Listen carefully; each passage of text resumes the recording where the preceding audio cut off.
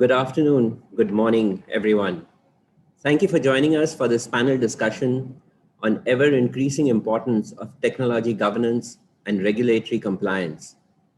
This is an extremely important topic, and it is a very vast topic. But we will, with my expert panel, we will cover this in the given time frame. I am Hussein Hassanali, President, ISACA Karachi Chapter, and General Manager, Head of IT Audit at HBL, one of the largest banks in the country. And I am moderating this panel today. I have with me an awesome group of expert panelists, and I will request them to introduce themselves. Mahir, could you please introduce yourself? Yes, sure.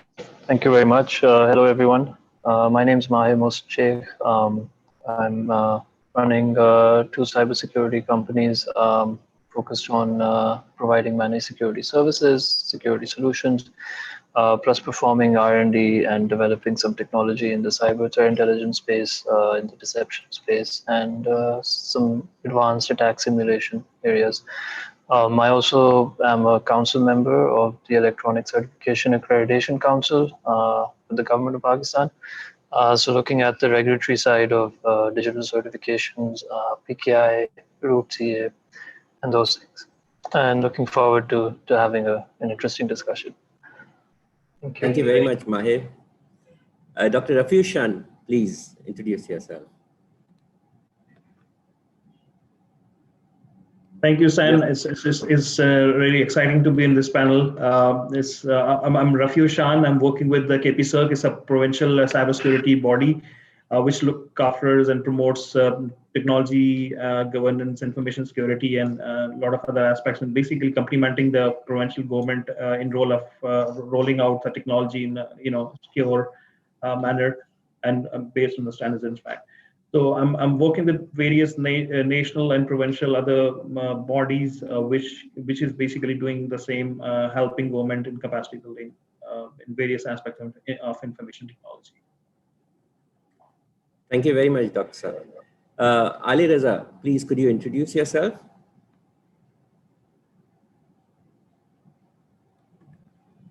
You're muted right now. Your mic is muted. Thank you. My name is Alay Raza. I am the global CISO of National Bank, which is one of the biggest, even biggest commercial and government bank in Pakistan. I am looking after the global CISO function of not only in Pakistan, but in 15 countries where National Bank has the presence. I have got over all 21 years of experience in very interesting areas. Including technology, technology governance, information security, risk management, and more recently, in the role of CISO. So that's all from me, folks. Thank you very much. And Abdul Qadir, please. Thank you very much, Hussein bhai. My name is Abdul Qadir, and actually I am serving as Director Technology Consulting and Cyber Risk Assurance at PwC Pakistan, which is A. Ferguson & Co. And I am working for global projects as well. And I am being seen as a trainer and keynote speaker for several local and international projects, having 18 and 19 years of experience for spanning end-to-end digital transformation, IT operations, project management, cyber governance, even some GDPR projects, business continuity and disaster recovery. And obviously I have a little bit of track record in being able to present and influence at the board and C-suite level. And I also have an exposure to work with my colleagues at PwC Middle East offices. Thanks.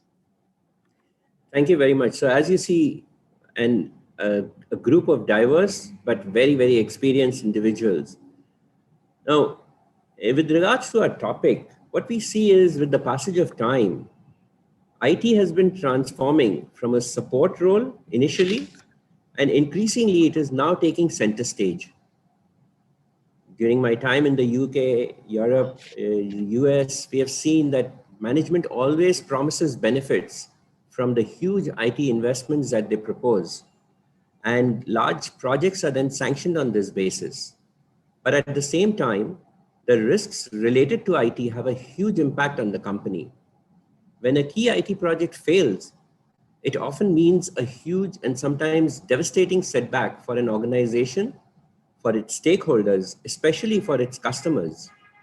That is also why the regulators established regulations requiring minimum standards to be met in order to protect the rights of customers and stakeholders. And a lot of it has to do with monitoring.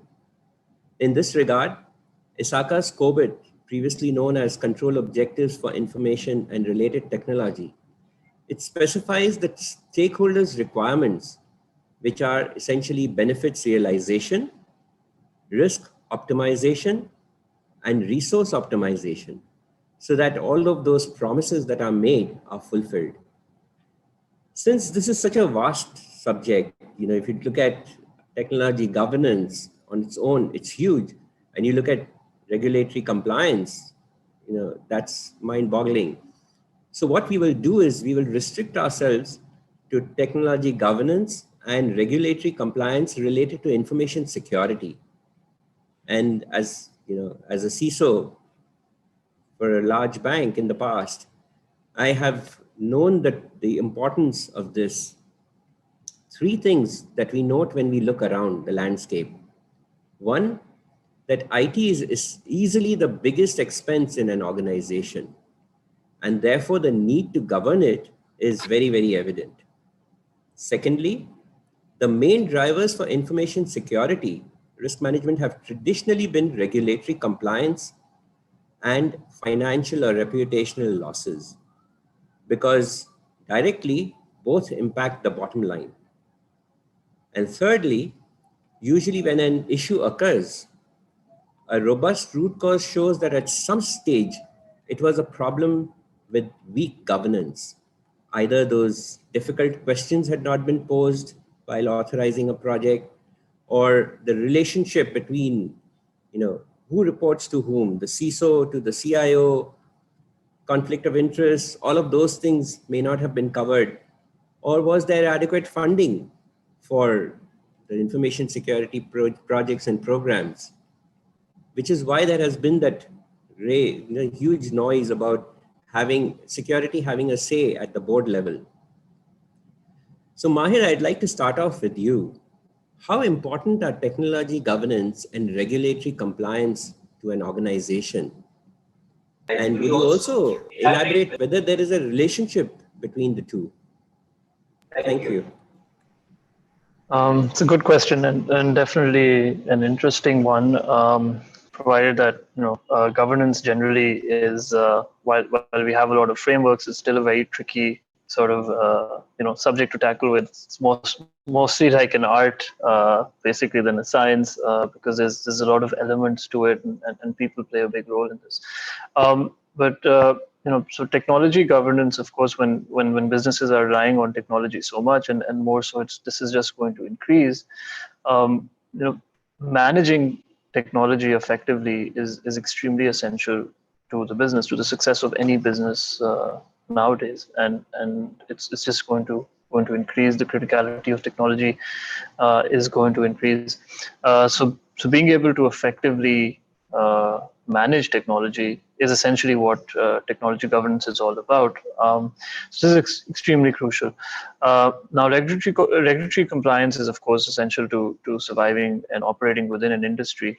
And regulators have realized that technology governance is extremely crucial to the success and survival of any organization. Hence why when the regulator is the interest of the regulator is always to make sure that the industry and the players within the industry continue to deliver services, and of course protect that industry from any kind of risk. Technology governance is one of those areas which is definitely regulated within most of the sectors, and especially within the financial sector we've seen in the country. This is definitely a big area for the regulator to focus on. So there is a very direct sort of relationship between the two. When you are operating in an industry or a sector which is highly regulated, most likely your technology and because your business relies on your technology will be subject to all those regulatory requirements. So when you are managing technology, it is obviously essential and critical for you to know how do you need to manage your technologies to be able to be compliant at all times. And so while we might have in the financial sector a defined regulatory compliance requirement for having technology governance, but even if you don't have a technology governance requirement, it's extremely important to have technology governance in place, because a big part of governance is managing risk, and a big part of risk is obviously regulatory compliance. So these two things go hand in hand. If you don't have good governance, you will not have a handle on your compliance sort of status, and most compliances require you to have technology governance. So it's a very direct relationship, and I think one doesn't exist without the other, and vice versa. Thank you, Mahir. That was very, very well done. Thanks for elaborating that and showing us the connection between these two important areas. Dr. Rafi Shan, I would appreciate if you could help us take this understanding forward. Could you elaborate on the versatility and challenges of governance models for information security? Especially, what challenges exist with regards to governance? Do the CISOs experience these challenges in rolling out information security programs? Thank you, Doctor. Thank you, Sanbhai.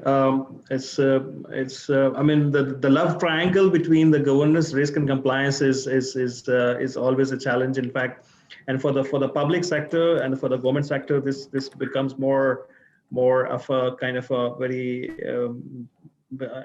complex art, as Mahir said it. That there are a lot of variables and parameters which I think the public entities has to look into, because of the versatile nature of the engagement, because there are different stakeholders steering different operating lines, different criticality of the business, in fact, for the public entities. So for a CISO working in a public sector, especially for the government, in fact, the most complex task is to sort out the governance model. For example, if you have to draw compliance from X department and Y department based on various differently tailored compliance frameworks, and some of those areas or some of those verticals could be tightly knitted, and some of are loosely knitted, in fact, and some of areas are, for example, very heavily regulated, in fact, for maybe for the critical infrastructure, in fact.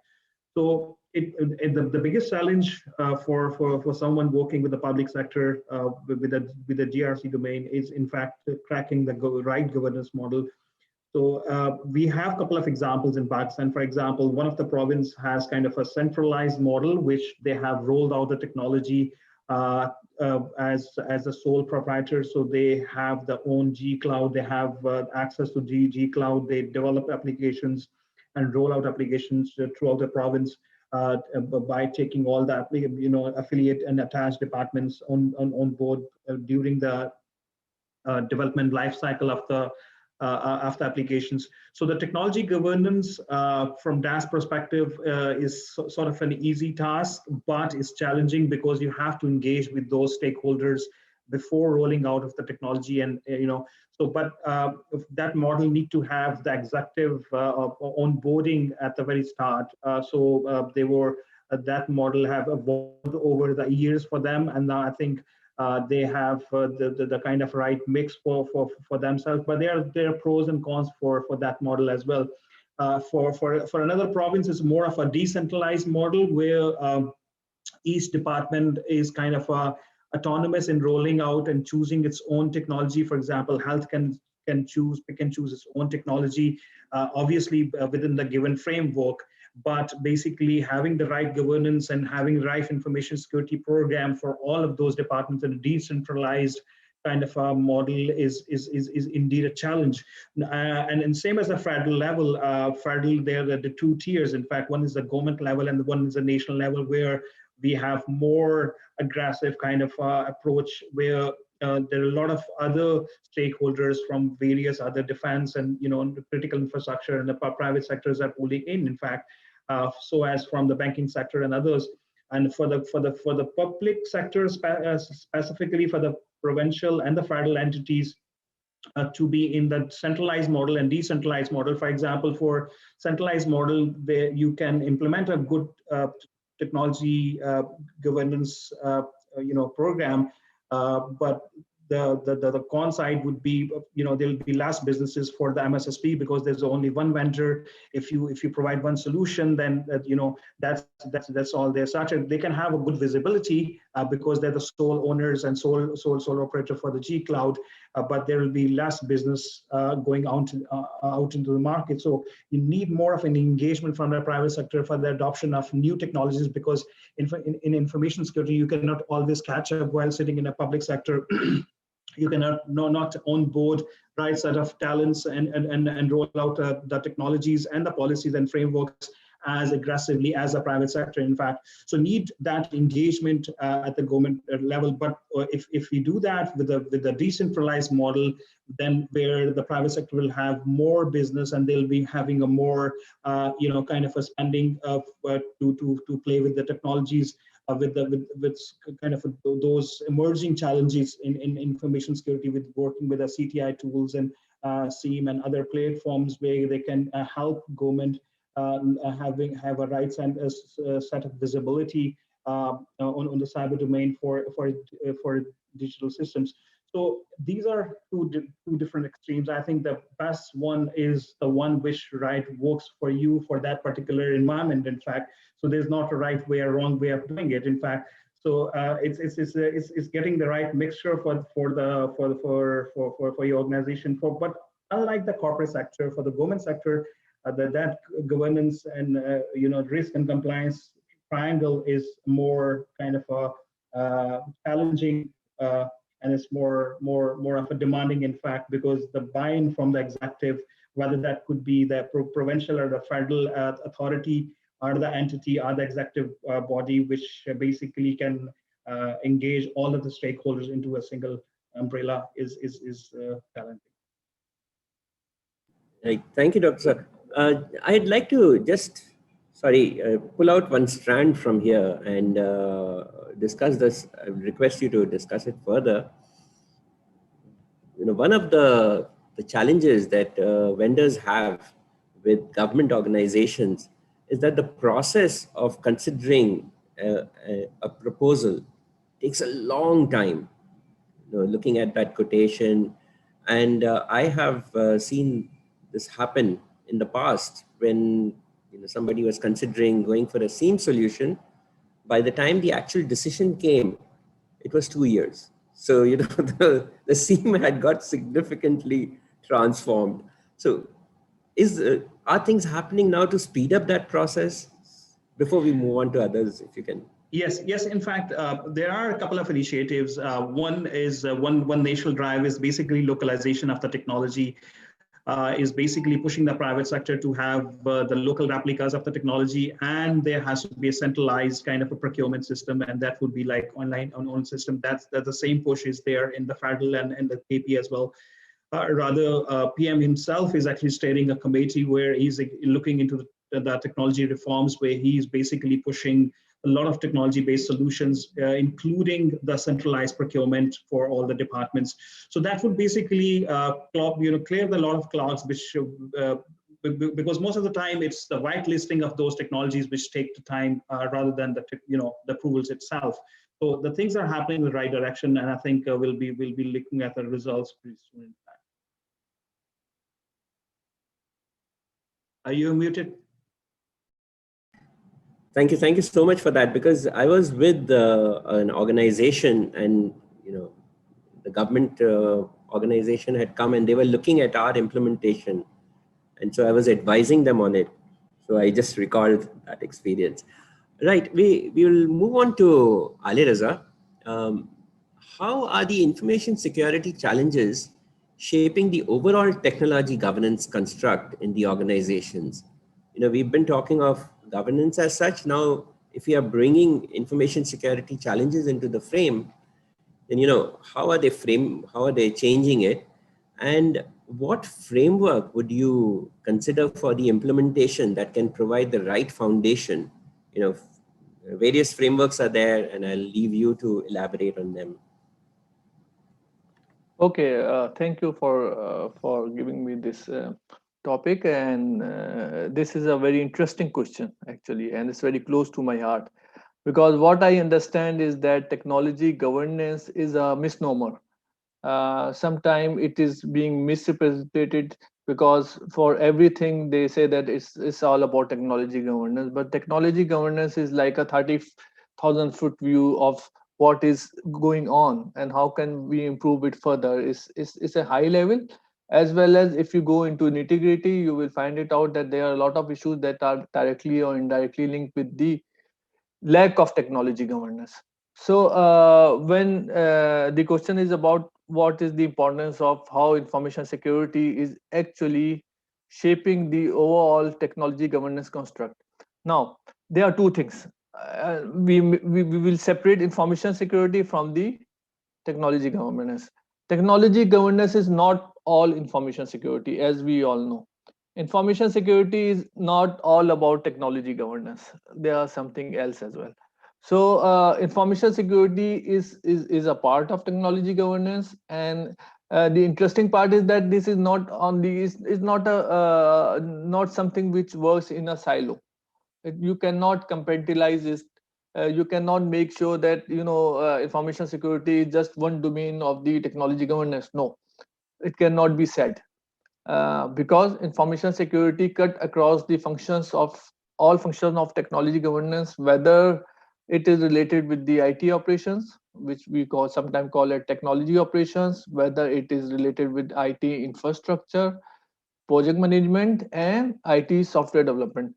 So, having said that, technology governance is actually a kind of superset of information security, and information security is an underlying force that is actually cross-cutting all the technology governance areas. So, because I will tell you one of my experiences, because I worked in World Bank as a consultant for a big project in Indonesia where there were multiple entities involved. So these entities were, it was a actually financial empowerment project for poverty reduction. So what we need to do at that time, what we have done is to develop a overall technology aspect of the microfinance system for the institutions. Not only that, but also the technology governance of how to do it, because there were multiple parties involved, including World Bank that has funded it. Then they have got Government of Indonesia. Then they have Bank of Indonesia, which was the central bank. And then I was working as a consultant. So at that time, what I have done, I have gone into the nitty-gritty of technology governance, and I found out that there are three main areas. When you talk about technology governance, there are three main areas that I think covering 100% of technology governance area. They are not very low level, they are high level things, starting with direction, yeah, directing, controlling, and strategic alignment of your information technology related requirements and information security related requirements with the overall business vision of the organization or the project, because I was working on the program. So so using this DCS strategy, directing, controlling, and strategic assignment, we have completed the assignment within time. So now this is one part of technology governance. The second part is that now we know technology governance, we know the spelling of that, we know the nitty gritty of that, we know how it works, but we don't know how to implement it in a proper manner, which is like through a scientific manner or through people, process, and technology. We then for that we need some frameworks, and these frameworks are quite handy, because when you discuss about framework related with technology governance, one example you have mentioned in your earlier discussion was about Corbett. So what Corbett and other frameworks were doing, they are all emphasizing on that approach of plan, do, check, act, PDCA. And under that they have got procurement, planning, risk management, operations, reviews, and things like that. And these frameworks are all similar kind, but they have got different approaches. So we have got one framework. I will give you the example is COVID, which is very relevant because COVID has evolved with the time. 1, 2, 3, 4, 5, and it actually absorbed what was going on in the ever changing technology landscape during that era in the last 6-7 years. Then we have got ITIL, which is a very quite old standard, but still it is going strong because it is talking about IT operations, IT support, which is a very important part of overall technology governance. And then we have got other standards which are a little bit specific to a particular purpose, like CMMI.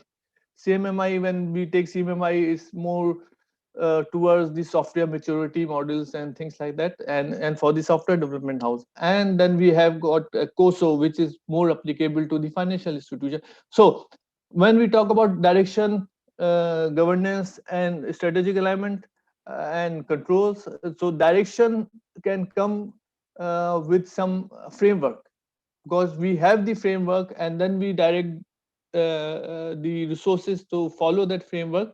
But there is no one size fits all, because we can not say conclusively that on the COVID we will, if, for example, I am heading the technology governance of a bank or institution, and I will just say that, okay, we need to implement COVID. So COVID is a very good framework, and it is very mature enough. But in addition to COVID, there are some instances, for example, in risk management, where we need to implement COSO, and COVID may be more applicable to the operations and technology. COSO is more applicable to risk management and compliance and things like that. So this is the take from my side. If you want to add anything, so I will pass on to other participants. Yeah. Sure. Thank you very much, Alay. And you're right, COVID encapsulates so many standards and frameworks. And the way the 2019 version has been done, it gives a lot more flexibility to the organizations and the users. I'll move on to Abdul Qadir. You have covered a large number of organizations in Pakistan and internationally. So in your experience, how are organizations establishing IT governance? Ali mentioned some of the ways that they go about, but how do you think they are establishing actually in reality? And how much do the regulatory compliance requirements influence the governance mechanisms in organizations? We know now they are related. Please. Thank you very much, Hussein bhai. And I am very grateful to CyberX Forum and its organizer for arranging this level of fabulous event and giving me the privilege to speak in the panel of such an eminent speakers. So coming back to your question, actually being a bit of technology consultant and cybersecurity advisor at the strategic level, I have a vital role to ensure organizations' IT governance and cybersecurity measures are implemented. So obviously after the COVID-19 as well, top management has been enforced by the regulators in Pakistan as well to ensure, build and rehearse a holistic capability to respond to the cyber attack and attain the technology governance, because increasing demand for remote working and obviously increasing complex governance. So my fellow panelists have already explained a lot in this. So I would further elaborate what steps I have taken and I have guided organizations that has to be implemented in a true sense. Just like, first of all, we should work on appropriate technology governance and strategies according to the growing needs. And those strategic IT governance and cybersecurity framework must be aligned and integrated with overall organization enterprise risk management program and must be approved by the board of directors, because it has been governed by the regulator as well, because it is also your question. And that board of directors should be ultimately responsible for setting that technology strategy and ensuring cyber risk management. So coming back to the second layer of the governance, which is to identify and record mission critical information assets, because you cannot govern every type of asset, we cannot secure every type of asset. So you have to secure your crown jewels, and assets by implementing the right tools and used efficiently by effective monitoring, detection, and obviously protection controls. One more thing, because multiple standards had been suggested, but regulator has also enforced us to perform comprehensive technology governance and risk assessment based on standards just like COBIT, but ISO and NEST as well. And one more thing, you have to regularly assess against the standard and regulatory requirement, because maybe you'll never be the obsolete. We have examples of Nokia in the world. We have example of Yahoo in the world. They are obsoleted now. So, and moreover, they have to enhance relevant policies, procedures, especially standard operating procedure, because major issue in today's organization and the global world is everything is Abdul Qadir's hearts and minds, and Abdul Qadir has not written anything in a proper SOP form. So, which is very important for technology governance. And organization has to perform business impact analysis, business continuity and disaster recovery, including the drills, information layered security across people, process, technology. Obviously, one more thing we are advising nowadays amid COVID for organizations to implement advanced threat level protection and defense mechanism so that they have the ability to prevent, detect, and respond to a new and sophisticated type of threats which technology and cybersecurity is facing to circumvent traditional type of solutions. And they have to involve or enhance cyber incident response mechanism, and organization has to cope up with their digital forensic capabilities. Last but not least, after every type of implementation, organization should opt cyber insurance to mitigate those losses for data breaches, for business interruptions, and for network failures. So that's all from my side. Thank you very much, Abdul Qadir. That was very, very comprehensive. The COVID-19 outbreak was declared a pandemic by the World Health Organization, and it caused huge impact on people's lives, families, communities, organizations. It presented significant challenges to the way we work and led to a huge rise in the escalation of cyber threats and attacks. It also required important and often groundbreaking changes to be made. As corporate boards and CEOs fight the battle of their lives, because it's still going on, to keep their organizations alive amid this crisis, they've also had to stiffen their lines of defense against cyber criminals who look to take advantage of the situation all the time. So in this context, what was the role of the governance level? How have they addressed cybersecurity considerations to mitigate these emerging risks? I would like to get a response from each of you, hear your thoughts. Dr. Rafi Shan, could you please cover the government's approach in dealing with the escalating cyber threats in this situation? Your mic is muted. Okay, right.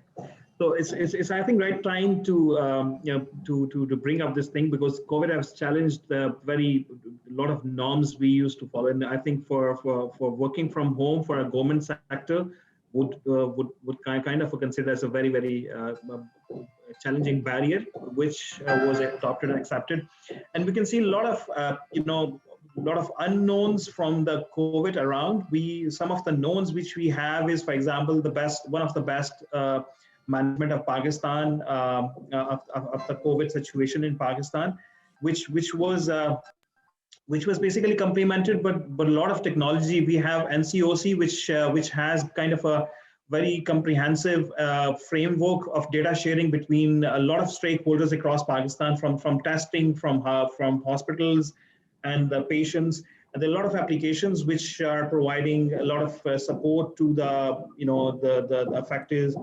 There's a COVID application, there's a contact tracing application, ensuring the privacy of the citizens. In fact, a lot of applications which we tested for a lot of government bodies in federal during the pandemic, to make sure that the applications are risk-free and they deliver up to the mark and ensure the privacy of the citizen while they are sharing their locations of the citizens who are affected. So at the heart of this, well praised management of Pakistan after COVID for the first wave, in fact, technology is at the heart. Good technology governance framework that NCOC actually rolled out to the provinces and to the district level, so they can have an actual good picture that how many beds are actually occupied in any district and any hospital. From the threat perspective, there's a lot of traffic, in fact, around, a lot of advisories going on between the government departments sharing to mitigate risk. There's a lot of phishing attacks, and there's a lot of traffic around the online risk for the kids. There are a lot of training programs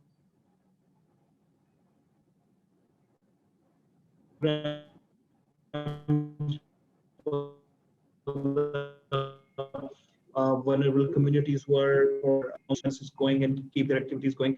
So government departments have been basically pushing a lot of advisories, awareness content, because they are at a central stage to steer that arena where they can influence. So we have seen a lot of campaigns, awareness campaigns, especially for the citizens to be responsible and to ensure that secure cyberspace. So I think Thank you. that's that. Yeah. Yes, thanks, and I'm grateful, that the government acted in the way that it did, because it has secured people's lives to a great extent. Hopefully, this will continue. Ale, I would appreciate if you could cover the banking sector governance stance. How did it react? You're muted, Ale. So that's very interesting, and it's a very good question, because it's a matter of pride for Pakistan in general, and matter of pride for the financial industry of Pakistan in particular, because throughout the COVID, the financial industry has mostly worked uninterrupted with their branches, most of the branches open all the time. So it was the two-prong approach by the government and the state bank, because government has got its own smart lockdown approach, and state bank has its own approach regarding how the banking operations should be continued in case of COVID. So that is actually an example for other countries as well, because we have done extremely well during the COVID time. Most of the branches, at least I will tell you about my bank. My bank was open throughout the COVID, front office staff, and we have made sure that we have done the precautionary measures. So people, the staff would not be affected due to the exposure of COVID. And not only we have done it for ourselves, but the good thing is that we have done it for our customers by providing, most of the banks were providing customers the mask and sanitizer, and putting sanitizer in the ATM chambers. So that was a matter of pride for Pakistan, and especially for the financial industry. And State Bank has done exemplary well, because when it started back in March, they have had guidelines and circular issued that who will be coming to office and who will not be, and they can work from home. The front office staff, they said that they can do it in on rotational basis. There are some branches which were near, they were merged together for many bank, and they have although they haven't closed all the branches, they have closed little bit who were affected, but they have merged their operation into another branch, so the customer can be still unaffected, and then they can do the banking. So State Bank, through the pandemic, they have provided circulations, guidelines, and they every month they were asking for the feedback, that what we have done so far, what measures we have taken, Exactly. what kind of work from home. From the technology governance, so where you are talking about technology governance, they have given the guidelines that the people who will do the bank staff who is working from home will have proper security protocols to be implemented related with VPN, working from home, how the data center application would be accessed, how the data, but they were also making sure that the servers are all up and running. So there will be no interruption of customer services. Also, yes. True. And they conducted audits and inspections to ensure that these guidelines were followed. Abdul Qadir, could you kindly cover the private sector? Yeah, obviously, certainly. Obviously for private sector, obviously organizations, bit of environment is changed, because it is said there are companies who have been hacked and there are others who don't know. We know. So still many organizations globally do not take a strategic approach to IT governance and cybersecurity risk. We know in private organization, in insider threats, and most importantly, people training and awareness are not sufficiently assessed. However, on the contrary, I am also seeing private sector mindset is evolving, because technology governance cyber risk is seen as a part of doing business. A lot of companies, especially manufacturing and oil and gas, which I am working for, are now introducing themselves as technology companies. And due to the higher dependency on industrial automation and like operation technologies like IoTs, DCS, SCADA, big data, key factor. So my conclusive remark for today is, stay connected with your people, keep them in the know about exposure, and make sure they have the resources and information they need to thrive. Last but not least, cybercriminal love crisis. So be prepared to secure your technology infrastructure in the face of new threats. Let's hope for the best and prepare for the worst. Thank you. Very good advice. Mahir, last, if you could just cover off, how did consulting businesses adapt? Because they were providing services, getting access, doing that. Could you wrap it up in 1 minute and then? Yeah, sure. I think most businesses, the transition from work from home was different. For service providers, companies that are more technology oriented, I think it was a bit easier because we were somewhat flexible before as well. We've got some people who go on site, some people who are within the office now. So work from home has not been a major challenge thanks to the connectivity within the country. I think if we did not have such a wide or a vast telecom network, then it would have been an issue. But mostly when people went back home, it was, with the dynamic in Pakistan, when home sometimes means their village, right? So not everyone has a permanent residence within major urban cities. So even when people went back to their village, they were still connected because the telco infrastructure is certainly vast within the country. So thanks to that, I think that was one of our major saving graces for the transition. Of course, when we're connecting over a public network, you need VPNs. So definitely that was already there.